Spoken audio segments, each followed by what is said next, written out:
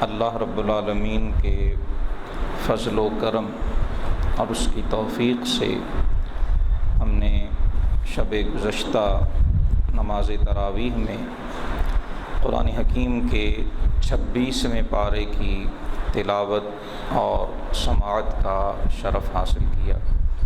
دعا ہے کہ اللہ رب العالمین ہمارا پڑھنا، سننا، بیان کرنا اسے اپنی بارگاہ میں قبول و منظور فرمائے، ہماری کوتاہیوں لغزشوں سے درگزر فرمائے اور اسے ہمارے ماں باپ اور ساری امت کی مغفرت و بخشش کا ذریعہ فرمائے۔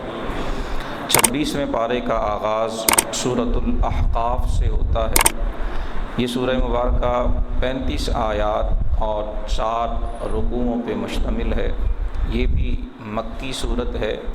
اس میں بھی جو اسلام کے بنیادی عقائد ہیں، توحید، رسالت، آخرت، ان کے حوالے سے تفصیلاً ذکر کیا گیا۔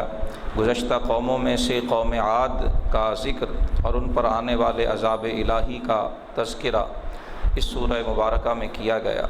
ایک بڑی خوبصورت دعا اس سورۃ الاحقاف کی آیہ نمبر 15 میں ذکر کی گئی، جس میں پہلے یہ ارشاد فرمایا گیا کہ ہم نے انسان کو اپنے ماں باپ کے ساتھ بھلائی کرنے کا حکم دیا، اور پھر خصوصاً جو ماں کی قربانیاں، اولاد کے لیے ماں جو تکلیفیں برداشت کرتی ہے، اللہ رب العالمین نے یہاں اس کا تفصیلاً ذکر کیا۔ حملتہ امہ کرہا، فرمایا ماں اولاد کو پیٹ میں بڑی مشقت برداشت کر کے اٹھاتی ہے۔ ووضعتہ کرہا، اور پھر اسے اس دنیا میں لانے کے لیے بھی ماں کو جن مشقتوں، جن تکلیفوں سے گزرنا پڑتا ہے، خالق کائنات ماں کی ان تکلیفوں سے بے خبر نہیں۔ قرآن کا حصہ بنا کے قرآن پڑھنے والوں کو کہا جا رہا ہے کہ جس ہستی نے تمہیں وجود میں لانے کے لیے اتنی مشقتیں برداشت کیں، ان کا ادب، ان کا احترام، ان کے ساتھ احسان یہ تم پر لازم اور ضروری ہے۔ وَحَمْلُهُ وَفِصَالُهُ 30 شَهْرًا، فرمایا 30 مہینوں تک تمہیں پیٹ میں اٹھانا اور پھر تمہیں اپنا شیر، اپنا دودھ پلانا، یہ ماں ہی کی قربانیاں ہیں، یہ ماں ہی کی خدمتیں ہیں۔ اور اب جب وہ بڑھاپے کو پہنچے ہیں، تم جوان ہوئے ہو، اب یہ لازم ہے کہ تم ان کی خدمتوں کو سدا پیش نظر رکھا کرو۔ اور ایک مومن کا جو طرز عمل ہے وہ یہاں آگے ذکر کیا گیا کہ جب بندہ مومن وہ اپنی جوانی کو اور اپنی 40 سال کی عمر کو پہنچتا ہے، مفسرین فرماتے ہیں یہاں خصوصاً بالغ 40 سنہ، 40 برس کی عمر کا ذکر اس لیے کیا کہ عمر کے اس حصے میں جسمانی طور پر بھی انسان اپنے پورے کلائمیکس، پورے جوبن عروج پہ ہوتا ہے۔ اس کی فکری، اس کی شعوری، اس کی جو انٹلیکچول پارٹس ہیں، جو سوچ سمجھ کی صلاحیتیں ہیں، زمانے کے تجربات بھی اسے حاصل ہو چکے ہوتے ہیں۔ سو وہ جسمانی، ذہنی، فکری، شعوری ہر لحاظ سے اپنی زندگی کے بہترین حصے میں ہوتا ہے۔ فرمایا اس حصے میں پہنچ کے جو بندہ مومن ہے وہ اللہ کی بارگاہ میں عرض کرتا ہے، رب اوزعنی ان اشکر نعمتک التی انعمت علی۔ بڑی خوبصورت اور بڑی ہی زرعی دعا ہے، سورۃ الاحقاف کی آیہ نمبر 15 میں ذکر کی گئی۔ فرمایا وہ بندہ مومن اپنی زندگی کے بہترین حصے میں عرض کرتا ہے کہ میرے پروردگار مجھے یہ توفیق دے، میرے دل میں یہ بات ڈال دے کہ میں تیری نعمتوں کا شکر ادا کر سکوں۔ گویا وہ یہ نہیں کہتا کہ مولا میں تیرا شکر ادا کرتا ہوں، بلکہ اللہ سے ادائیگی شکر کی توفیق مانگتا ہے کہ یا اللہ اگر تو توفیق دے گا، تیرا فضل میرا دستگیر ہوگا تو میری زبان کو تیرا شکر ادا کرنے کی توفیق ملے گی۔ یہ بڑا نازک اور لطیف نقطہ ہے جو یہاں سمجھایا جا رہا ہے۔ وہ عرض کرتا ہے کہ الہی میرے دل میں یہ بات ڈال کہ میں تیری نعمت کا شکر ادا کروں جو مجھ پہ ہوئی اور جو میرے ماں باپ پہ ہوئی۔ وَأَنْ أَعْمَلَ صَالِحًا تَرْضَاهُ، اور مولا مجھے ایسے نیک کام کرنے کی توفیق دے جن سے تو راضی ہو جائے۔ صرف لوگ انہیں نیک نہ کہیں، صرف میں انہیں اچھا نہ سمجھوں، بلکہ ترضا ہو مولا وہ عمل ایسا ہو جو تیری رضا کے حصول کا حقدار بن جائے، جو الہی تجھے بھی راضی کر سکے۔ وَأَصْلِحْ لِي فِي ذُرِّيَّتِي، اور مولا میری اولاد کو بھی نیک بنا دے، الہی ان میں بھی صلاح رکھ دے، نیکی رکھ دے۔ انی تبت الیک، مولا میں تیری بارگاہ کی طرف میں نے توبہ کی، میں نے رجوع کیا۔ وانی من المسلمین، اور الحمدللہ مولا میں مسلمان۔ یہ دعا سورہ احقاف کی آیہ نمبر 15 میں ذکر کی گئی۔ اسی طرح سے اس سورہ مبارکہ کے آخر میں خصوصاً رسول اللہ صلی اللہ علیہ وسلم کی حیات طیبہ کا ایک بڑا اہم واقعہ آیہ نمبر 29 میں بیان ہوا۔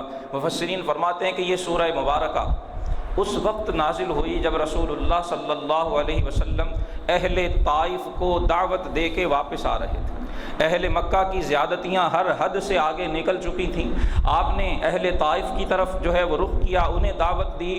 ان بد نصیبوں نے دعوت محمدی کا جو ظالمانہ جواب دیا، سیرت کا ہر طالب علم اس سے آگاہ ہے۔ اللہ کے رسول وہاں سے واپس تشریف لا رہے ہیں، راستے میں نماز فجر کا وقت ہوتا ہے، حضور نماز فجر کے لیے کھڑے ہیں، آپ کی اقتداء میں چند صحابہ بھی ہیں۔ اللہ پاک آیہ نمبر 29 میں فرماتا ہے وَإِذْ صَرَفْنَا إِلَيْكَ نَفَرًا مِّنَ الْجِنِّ يَسْتَمِعُونَ الْقُرْآنَ، فرمایا جب ہم نے جنوں کی ایک جماعت کو آپ کی طرف پھیر دیا جو آپ کی تلاوت قرآن کو سنتے ہیں۔ حضور نماز میں تلاوت کر رہے تھے، مفسرین نے لکھا ہے نصیبین نامی علاقے کے جن وہاں سے گزر رہے تھے، حضور کی تلاوت کو سن کے وہ رک گئے۔ آپ صلی اللہ علیہ وسلم کی تلاوت نے ان پر ایسا اثر کیا، فلما حضروه قالوا انصتوا، جب وہ حضور کے قریب پہنچے، آپ کی اس صوت محمدی کو سنا جو فجر کی حسین ساعتوں میں اپنے دل نشیں انداز میں اپنے رب کے کلام کی تلاوت میں محو مشغول تھی، جنات کہہ اٹھے انصتو انصتو، ذرا چپ ہو کے سنو تو صحیح یہ کیسا حسین کلام ہے۔ اور جب حضور نے نماز ختم کی، وہ بارگاہ رسالت میں حاضر ہوئے اور مسلمان ہوئے، اور مسلمان ہو کر اپنی قوم کے پاس بھی گئے اور جا کر انہیں ڈرایا بھی، رسول اللہ صلی اللہ علیہ وسلم کا پیغام بھی پہنچایا۔ سورہ احقاف کے آیہ نمبر 29 اور 30 میں اس کا ذکر کیا گیا، جنات کی حاضری کا ذکر سورۃ الجن 29ویں پارے میں جو سورت ہے اس میں بھی کیا گیا۔ احادیث میں بھی جنات کا ذکر آتا ہے، لیکن بدقسمتی سے بعض متجددین نے، اپنے آپ کو جدت پسند کہلانے والے، قرآن کے مفسر کہلانے والوں نے جنات کے وجود کا ہی انکار کیا، جن میں بر صغیر میں سر سید احمد خان صاحب سر فہرست ہیں۔ انہوں نے اپنی تفسیر میں کہا ہے کہ جن کوئی الگ مخلوق ہیں ہی نہیں جو آنکھوں کو دکھائی نہ دیتی ہو یا نظر نہ آتی ہو، بلکہ وہ کہتے ہیں جو اجڑ، جو وحشی قبائل تھے، جنگجو جو جنگلوں میں رہتے تھے، انہیں قرآن نے نعوذ باللہ جن کہا ہے۔ یہ الگ سے کوئی مخلوق نہیں جو انسانی آنکھوں سے اوجھل رہتی ہو، لیکن یہ سر سید صاحب کا اور اس دور کے بعض عرب متجددین مفسرین وغیرہ کا یہ نظریہ ہے۔ قرآن حکیم اس کی تردید کرتا ہے۔ امت مسلمہ نے رسول اللہ صلی اللہ علیہ وسلم کے زمانہ کریم سے، صحابہ سے لے کر آج تک امت مسلمہ کی اکثریت اسی پر متفق ہے کہ جو قرآن نے فرمایا خلق الجان من نار، جنات الگ مخلوق ہیں، اللہ نے انہیں آگ سے پیدا کیا ہے، وہ انسانی آنکھوں سے اوجھل ہیں، وہ اپنا وجود رکھتے ہیں، ان میں مسلمان بھی ہیں، ان میں کافر بھی ہیں، ان میں نیک بھی ہیں، ان میں بد بھی ہیں۔ روز قیامت ان کا حساب و کتاب بھی ہوگا اور ان کے ساتھ بھی انسانوں جیسا معاملہ کیا جائے گا۔ سورہ محمد اس پارے کی دوسری سورہ مبارکہ ہے، اسے سورۃ القتال بھی کہا جاتا ہے۔ یہ مدنی سورت ہے، 38 آیات اور 4 رکوعوں پہ مشتمل ہے۔ آپ صلی اللہ علیہ وآلہ وسلم کا نام نامی اس میں گرامی دوسری آیت میں ذکر ہوا، اس نسبت سے اسے سورہ محمد کہا جاتا ہے۔ اور قتال یعنی مشرکین و کفار کے ساتھ جنگ کے احکام، جنگ کے میدان میں مسلمانوں کا طرز عمل کیا ہونا چاہیے، مشرکین و کفار اگر قید ہو جائیں ان قیدیوں کے ساتھ کیا سلوک روا رکھا جائے گا، مسلمانوں کے پاس کیا آپشنز، کیا اختیارات ہیں، ان کا ذکر یہاں کیا گیا۔ اہل جنت کی نعمتوں اور دوزخیوں کے عذابوں کا ذکر اس سورہ مبارکہ میں ایک بار پھر تفصیل سے کیا گیا۔ جنت کی کچھ نعمتوں کا ذکر صرف اسی مقام پر فرمایا گیا۔ فرمایا جنت کی مثال جس کا وعدہ اللہ نے پرہیزگاروں سے کیا ہے اس کے احوال کیا ہیں؟ فیہا انہار من ماء غیر آسن۔ فرمایا اس جنت میں ایسے پانی کی نہریں ہیں جو پانی کبھی خراب نہیں ہوتا، اور اس میں دودھ کی ایسی نہریں ہیں جس کا مزہ کبھی نہیں بدلتا، اور اس میں شراب کی ایسی نہریں ہیں جن کے پینے میں لذت ہے، اور شہد کی ایسی نہریں ہیں جو بالکل صاف کیا گیا ہے، اور اس میں اللہ پاک نے ہر قسم کے پھل جنتیوں کے لیے پیدا فرمائے ہیں۔ وَمَغْفِرَةٌ مِّن رَبِّهِمْ، اور ان کے رب کی طرف سے مغفرت کی بشارتیں۔ منافقین کا طرز عمل جہاد کا حکم سننے کے بعد جس بزدلی کا انہوں نے مظاہرہ کیا اس کا ذکر یہاں کیا گیا، اور اس سورہ مبارکہ کے آخر میں اہل ایمان کو جہاد بالمال، اپنا مال رب کی راہ میں خرچ کرنے کی دعوت بھی دی گئی، اور ساتھ ہی منافقین کا طرز عمل ذکر کر کے فرمایا گیا کہ جب اللہ کے رسول راہ خدا میں جہاد بالمال کی دعوت دیتے ہیں، مال خرچ کرنے کا حکم دیتے ہیں، تو فَمِنْكُمْ مَنْ يَبْخَلْ، تو تم میں سے کچھ وہ ہیں جو کنجوسی کرتے ہیں۔ وَمَنْ يَبْخَلْ فَإِنَّمَا يَبْخَلُ عَنْ نَفْسِهِ، فرمایا جو کنجوسی کرتا ہے تو وہ خود ہی محروم رہتا ہے، اپنے اوپر ہی کنجوسی کرتا ہے۔ وَاللَّهُ الْغَنِيُّ وَأَنْتُمُ الْفُقَرَاءُ، اللہ ساری کائنات سے بے نیاز ہے، تم اس کے محتاج ہو، اللہ کو تمہارے دولت اور مال کی کوئی حاجت نہیں۔ ان تتولوا، اگر تم منہ پھیرو گے، راہ خدا میں خرچ کرنے سے کنی کتراؤ گے، پیچھے ہٹو گے، ہچکچاؤ گے، یستبدل قوما غیرکم، اللہ تمہاری جگہ اور لوگوں کو لے آئے گا۔ ثم لا یکونوا امثالکم، پھر وہ تمہاری طرح رب کی راہ میں مال خرچ کرنے سے ہچکچائیں گے نہیں، بلکہ وہ کھلے دل سے اللہ کی راہ میں اپنے مال خرچ کیا کریں۔ تیسری سورہ مبارکہ سورۃ الفتح ہے، یہ مدنی صورت ہے، 29 آیات اور 4 رکوعوں پر یہ سورہ مبارکہ مشتمل ہے، اور آغاز اس عظیم الشان خوشخبری سے کیا گیا، انا فتحنا لک فتحا مبینا، اے حبیب بے شک ہم نے آپ کو روشن فتح عطا فرما دی۔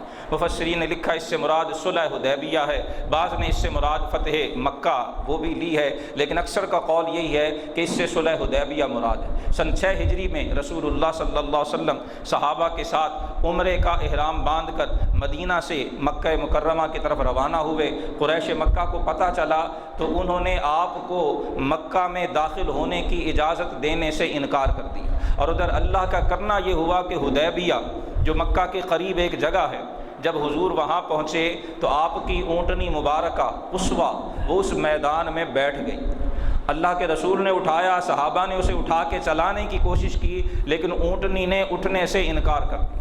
جب صحابہ نے زیادہ کوشش کرنا چاہی، آپ صلی اللہ علیہ وسلم نے روک دیا، فرمایا حبسھا حابس الفیل، فرمایا میری اونٹنی کو چھوڑ دو، یہ اللہ کی طرف سے مأمور ہے، اللہ کے حکم کی پابند ہے، اسے اسی طاقت نے یہاں روکا ہے جس نے ابرہہ کے ہاتھیوں کو روکا تھا۔ گویا یہ فیصلہ الہی ہے کہ اس سال ہم یہاں سے آگے نہیں جا پائیں۔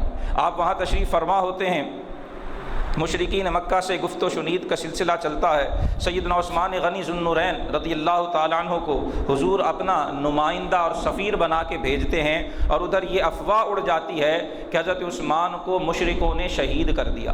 جب یہ افواہ اڑی، آپ صلی اللہ علیہ وسلم ایک درخت کے نیچے تشریف فرما ہوئے، اور 1400 کے قریب صحابہ جو مدینے سے احرام باندھ کر، اور صرف ایک تلوار جو اس زمانے میں لباس کا حصہ ہوتی تھی، یہ جنگی تیاری میں داخل نہیں ہوا کرتی تھی، یہ عام معمول کے لباس کا حصہ ہوتی تھی، صحابہ کے پاس صرف ایک تلوار اور احرام کی چادریں تھیں۔ حضور درخت کے نیچے بیٹھے، فرمایا آؤ میرے ہاتھ پہ بیعت کرو کہ ہم خون عثمان کا بدلہ لیے بغیر یہاں سے نہیں جائیں گے، کیونکہ حضرت عثمان کی شہادت کی افواہ یہ گویا مسلمانوں کی غیرت و حمیت کو چیلنج کیا گیا تھا۔ سفیر کا قتل دنیا کی کسی تہذیب میں کبھی بھی جائز نہیں رہا تھا، حضرت عثمان سفیر بن کر گئے تھے۔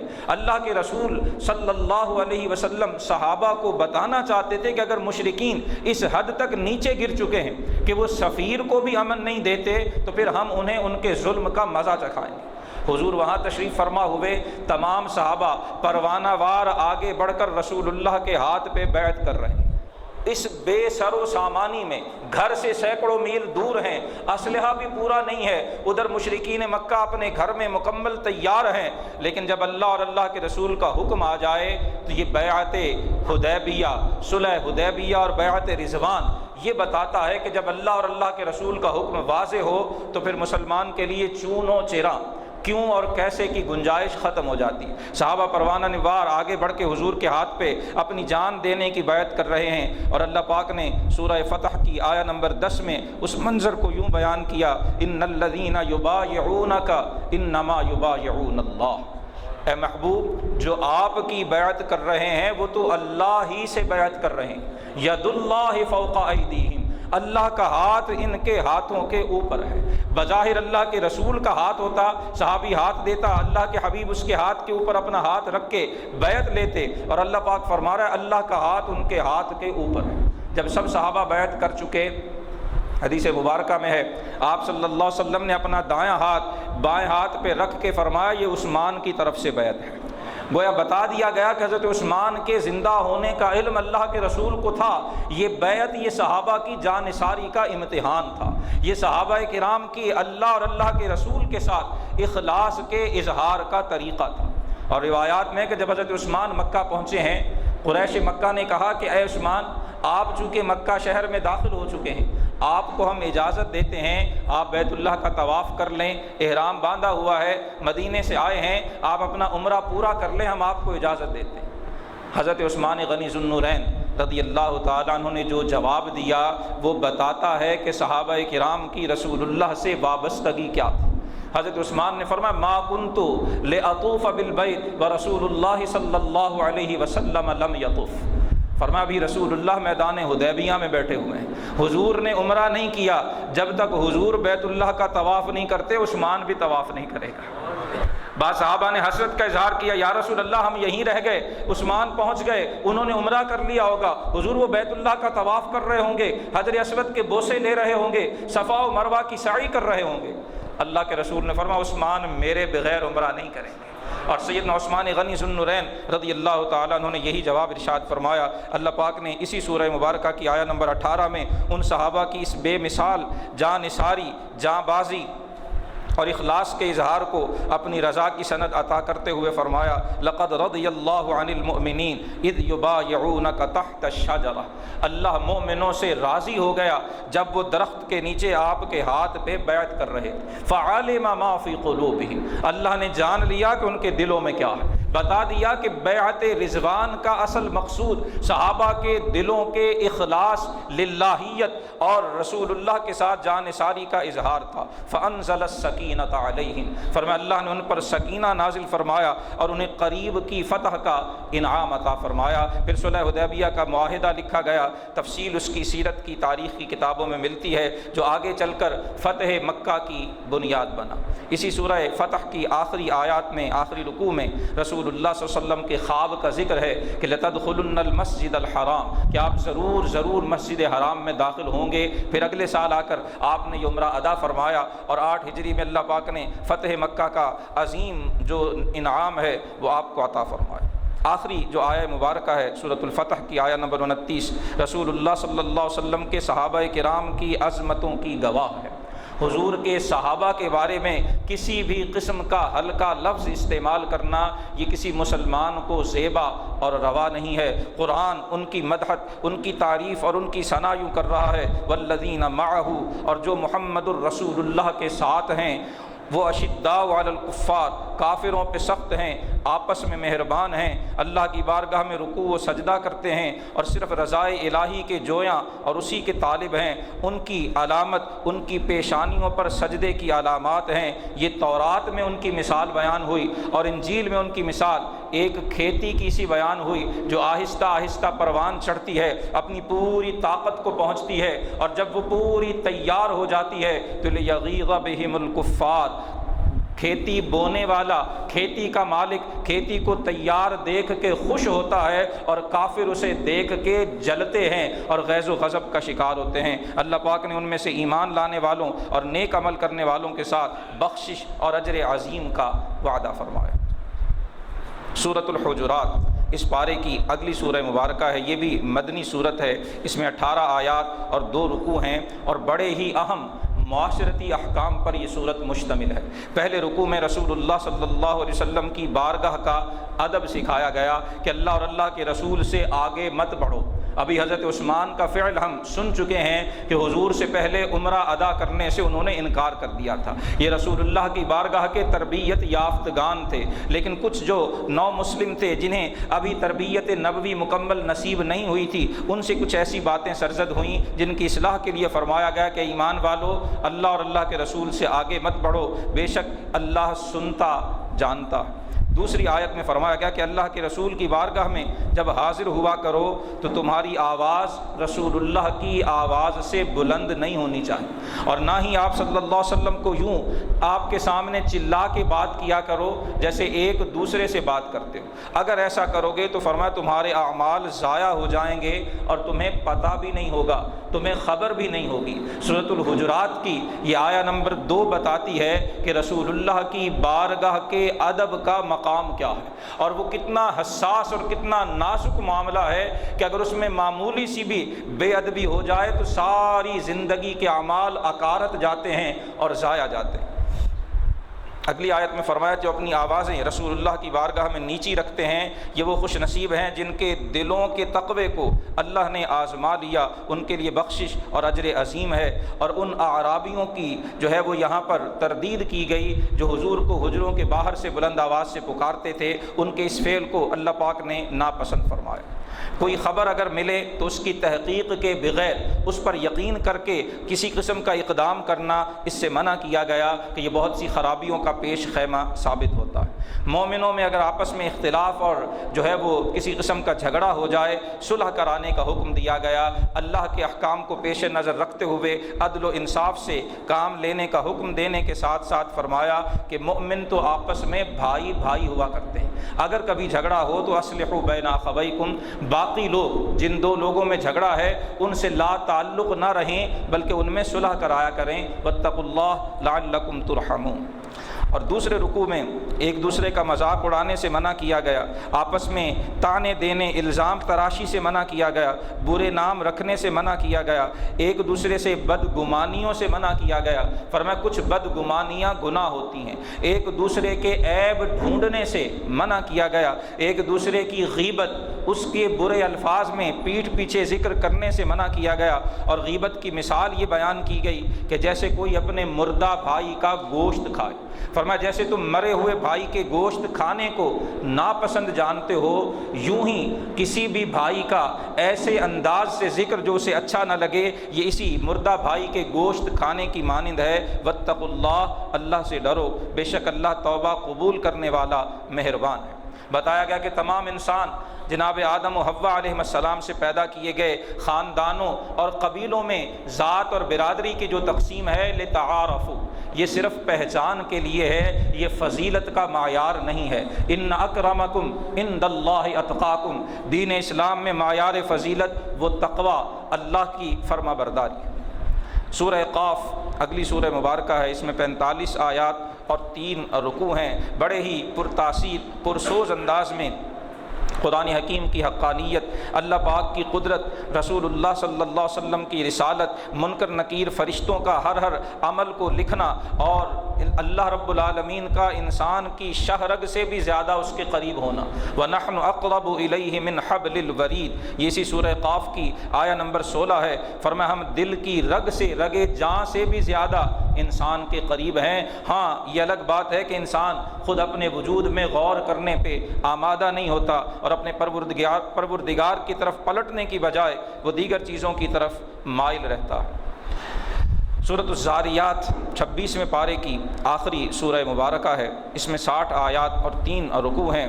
تقریباً ابتدائی 30 آیات 26ویں پارے کا حصہ ہیں اور 31ویں آیت سے 27ویں پارے کا آغاز ہوتا ہے۔ زاریات ان ہواؤں کو کہتے ہیں جو بڑی تیز چلتی ہیں اور چیزوں کو بکھیر دیتی ہیں، اڑا دیتی ہیں۔ اللہ نے ان تیز ہواؤں کی قسم ارشاد فرمائی، والذاریات ذروا فالحاملات وقرا وہ بادل جو بارش کے پانی کو اٹھائے پھرتے ہیں ان کی قسم ارشاد فرمائی، فالجاریات یسرا، وہ کشتیاں جو سطح سمندر پر بڑی نرمی سے رواں دواں رہتی ہیں ان کی قسم ارشاد فرمائی، فالمقسمات امرا، اور وہ فرشتے جو اللہ کے احکام کو کائنات میں تقسیم کرتے ہیں، یہ 4 قسمیں ارشاد فرما کے فرمایا، انما توعدون لصادق، جس بات کا یعنی قیامت کا تم سے وعدہ کیا گیا ہے وہ وعدہ سچا ہے، وَإِنَّ الدِّينَ لَوَاقِعٌ، اور انصاف بے شک ضرور ہو کے رہے گا۔ پھر آگے مزید قسم ارشاد فرمائی، آسمان کی قسم جسے اللہ نے سجایا اور سنوارا ہے، تم قیامت کے بارے میں مختلف باتیں کہتے ہو، قرآن کے بارے میں مختلف باتیں کہتے ہو، یہ دونوں حق ہیں،